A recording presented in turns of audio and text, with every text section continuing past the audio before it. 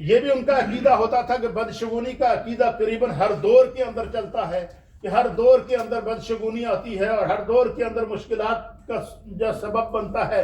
تو نبی علیہ الصلوۃ والسلام نے اس چیز سے بھی منع فرمایا۔ علماء اور محدثین نے لکھا ہے کہ بہت سے جاہل ماہ سفر کو منحوس سمجھتے ہیں، کہ بہت سے جاہل ماہ سفر کو منحوس سمجھتے ہیں۔ بسا اوقات وہ اس مہینے میں سفر کرنے سے رکتے ہیں، اور بسا اوقات وہ اس مہینے کو منحوس اور بدشگون سمجھتے ہیں۔ تو اللہ تعالیٰ کے حبیب علیہ الصلوۃ والسلام نے فرمایا، حضور نے فرمایا لا عدوا ولا طیارتا ولا حامتا ولا سفرا۔ سبحان اللہ، یہ بھی بخاری شریف کی حدیث ہے، صحیح بخاری کی حدیث۔ نبی علیہ الصلوۃ والسلام نے فرمایا لا عدوا، حضور علیہ السلام نے فرمایا کہ کوئی بھی بیماری متعدی نہیں ہوتی، از خود کوئی بیماری نقصان دہ نہیں ہوتی ہے۔ انسان کو اگر کوئی بیماری لگتی ہے یا کوئی بخار ہو جاتا ہے یا کوئی تکلیف ہوتی ہے تو اب اس کے لیے کیا فرمایا؟ اس کے لیے اللہ نے علاج رکھا ہے، کوشش رکھی ہے، شفا رکھی ہے، صبر رکھا ہے۔ اور نبی علیہ الصلوۃ والسلام نے فرمایا کہ جب کسی کو بخار ہو نا، حضور نے فرمایا کہ بخار کو برا نہ کہو۔ کیا فرمایا؟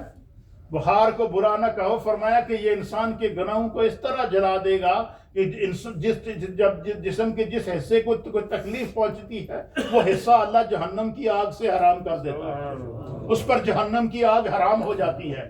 اس لیے فرمایا کہ دنیا میں اگر کسی کو کوئی بیماری یا تکلیف پہنچے تو وہ یہ سمجھ لے کہ اللہ تعالیٰ چاہتا ہے کہ میرا یہ بندے کی سزا دنیا میں ہی پوری ہو جائے، آخرت میں اس کی بخشش ہو جائے۔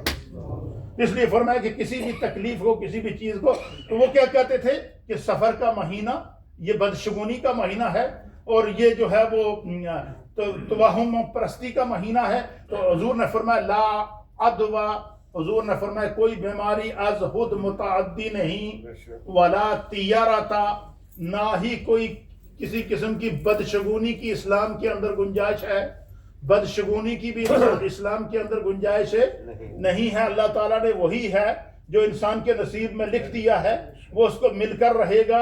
اپنے نصیب کے علاوہ کوئی انسان کوئی چیز حاصل نہیں کر سکتا۔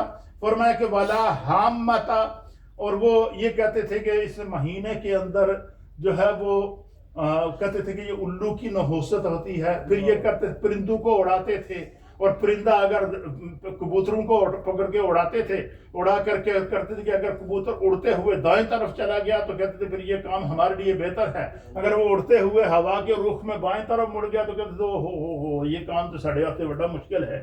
تو نبی علیہ الصلوۃ والسلام نے ان کے اس جو ہے وہ جاہلانہ رسم کی تردید کرتے ہوئے حضور علیہ السلام نے فرمایا کہ ولا حامتا، نہ الو کی نحوست یا روح کی پکار، اور نہ ہی سفر کے مہینے کی نحوست، نہ کوئی بیماری از خود جو ہے وہ متعدد ہے۔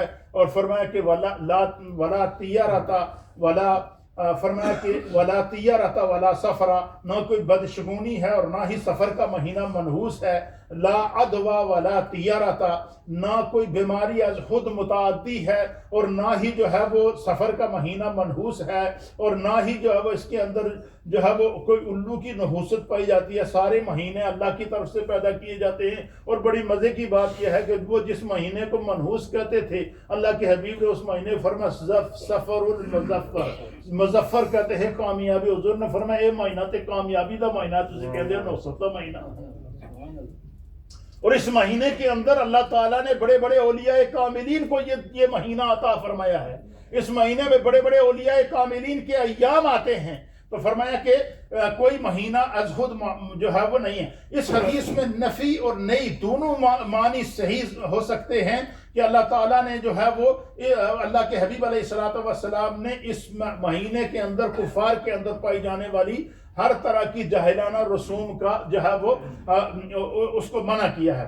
پھر اسی طریقے سے اللہ تعالیٰ نے سورۃ الحدید کے اندر ارشاد فرمایا ما اصاب من مصیبت فی الارض ولا فی انفسکم الا فی کتاب من قبل، فرمایا کہ کوئی مصیبت نہ زمین پر پہنچتی ہے نہ تمہاری جانوں پر مگر ایک کتاب میں ہے اور اسے پہلے ہی اسے پیدا کر دیا گیا۔ فرمایا کہ اللہ تعالیٰ نے جو تقدیر لکھی ہے اس تقدیر کے علاوہ کسی قسم کا کوئی جو ہے وہ چیز جو ہے وہ جو انسان یہ کہے کہ یہ ہمارے لیے نقصان دہ ہے، یہ ہم اس میں یہ کام نہ کریں، فرمایا تقدیر میں جو چیز لکھی گئی ہے، جو اللہ تعالیٰ نے دین کی حلت اور حرمت کو بیان کر دیا ہے، اللہ کے حبیب علیہ الصلوۃ والسلام نے شریعت کے دائروں کے اندر جو چیز ہمیں عطا کر دی ہے، ہمیں اس کے اوپر عمل کرنا ہے۔ پھر اسی طریقے سے قرآن کریم سورہ شورى کے اندر فرمایا وَمَا أَصَابَكُم مِّن مُّصِيبَةٍ فَبِمَا كَسَبَتْ أَيْدِيكُم،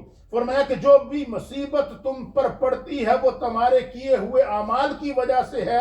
ایک اور مقام کے اوپر اللہ تعالیٰ نے قرآن کریم سورہ توبہ کے اندر فرمایا قُل لَن يُصِيبَنَا إِلَّا مَا كَتَبَ اللَّهُ لَنَا، فرمایا کہ ہر کوئی مصیبت وہی، ہر چیز وہی تمہیں نصیب پہنچے گی جو خدا کی طرف سے تمہارے نصیب کے اندر لکھ دی گئی ہے۔ تو اسی لیے اللہ تعالیٰ کے حبیب علیہ الصلوۃ والسلام نے جو ہے وہ ان تمام جاہلانہ رسومات کی تردید کی ہے۔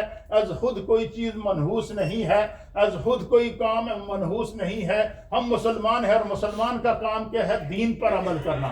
مسلمان کا کام کیا ہے؟ شریعت پر عمل کرنا۔ اللہ نے حرام بھی بیان کر دیا، حلال بھی بیان کر دیا۔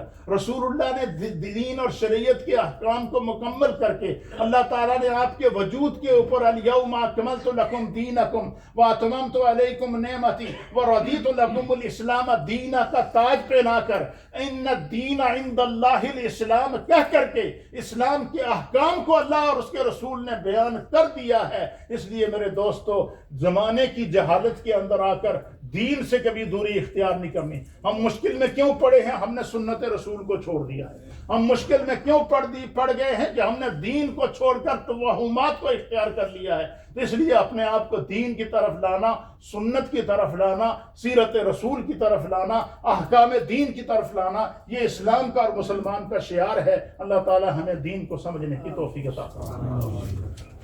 اعوذ باللہ من الشیطان الرجیم، بسم اللہ الرحمن الرحیم۔ الصلاۃ والسلام علیک یا سیدی یا رسول اللہ وعلی آلک و اصحابک یا سیدی یا حبیب اللہ۔ الصلاۃ والسلام علیک یا سیدی یا نبی اللہ وعلی آلک و اصحابک یا سیدی